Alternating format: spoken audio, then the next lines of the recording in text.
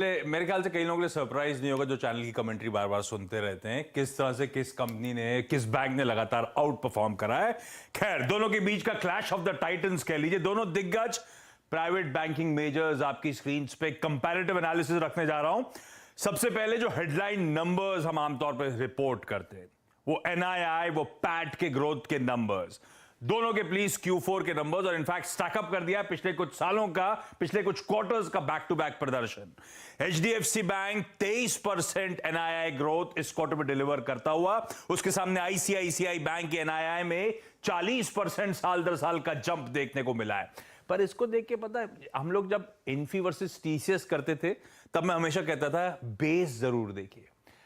HDFC bank तगड़े base पे 23-24% का उछाल है, पर इसमें कोई शक नहीं कि एनआईआई हो, एसेट क्वालिटी हो, प्रॉफिटेबिलिटी के नंबर्स हो जो मैं आगे दिखाऊंगा, सब में ICICI bank of let out perform कर रहा है। ये देखिए पिछले कई क्वार्टर से किस तरह की ट्रेजेक्टरी, और ये Q4 का परफॉर्मेंस है साल दर साल।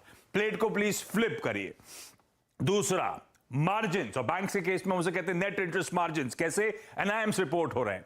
ICICI बैंक के केस में 4.67% से जंप करके 4.9% के मार्जिन, रिकॉर्ड हाईस पे ऑलमोस्ट 5% के एक बैंक मार्जिन क्लॉक करता हुआ नजर आएगा। HDFC बैंक के मार्जिन स्टेबल रहे, 4.1 थे, 4.1 इस क्वार्टर में देखने को मिले। तो पर ICICI बैंक के केस में समझने की कोशिश करिए।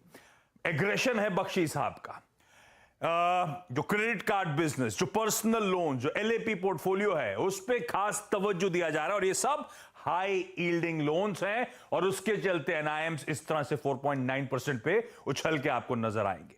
प्लेट फ्लिप करिएगा और अब लेकर आइए एसेट क्वालिटी।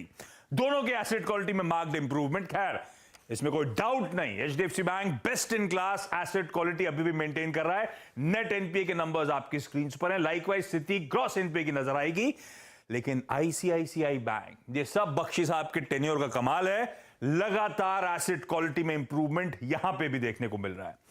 और इनफैक्ट ICICI बैंक का ये back to back 7th straight quarter है जब इसने स्ट्रीट को पॉजिटिवली सरप्राइज किया है। पर अब इसके इंटरनल समझने की जरूरत है, रुक जाइएगा आप जरा। ICICI बैंक हर फ्रंट पे स्कोर करता हुआ आपको नजर आएगा, लेकिन HDFC बैंक के साथ हो क्या रहा है यह समझने की जरूरत। HDFC बैंक बहुत एग्रेसिवली अपना ब्रांच नेटवर्क बढ़ाने की कोशिश कर रहा है। पिछले एक साल में 1479 नई ब्रांचेस खोली, कुल ब्रांचेस पहुंचा दी 7800 के ऊपर।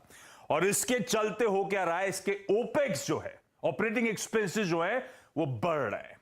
क्यों कर रहा है HDFC बैंक ऐसा, वो भी समझने की जरूरत। एक बड़ा मर्जर सामने खड़ा है HDFC लिमिटेड के साथ। उससे पहले ये बैंक अपनी लायबिलिटी फ्रेंचाइज बढ़ाने की, मजबूत करने की कोशिश कर रहा है और इसीलिए इस तरह से एग्रेशन के साथ ब्रांचेस खुल रही हैं। अब इसका इंपैक्ट देखिए, अगली प्लेट लेकर आइए।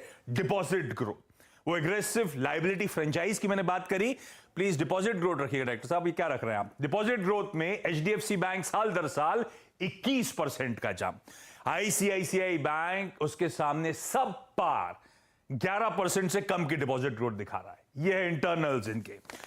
HDFC बैंक के तगड़े ओपेक्स स्पेंड, खर्चे बढ़ने की बात मैं कर रहा था। एक पैरामीटर रख देता हूं, cost to income ratio bank parlance में कहा जाता है।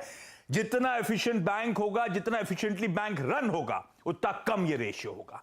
HDFC बैंक के केस में क्योंकि ब्रांच नेटवर्क एग्रेशन में है, कॉस्ट टू इनकम रेशियो इंचअप कर रहा है और इसीलिए मामला थोड़ा सा गड़बड़ाता हुआ आपको नजर आएगा। इसीलिए एनआईएम स्टेबल है वीज़ावी ICICI बैंक, जिसके एनआईएम्स में एक इंप्रूवमेंट देखने को मिल रहा है।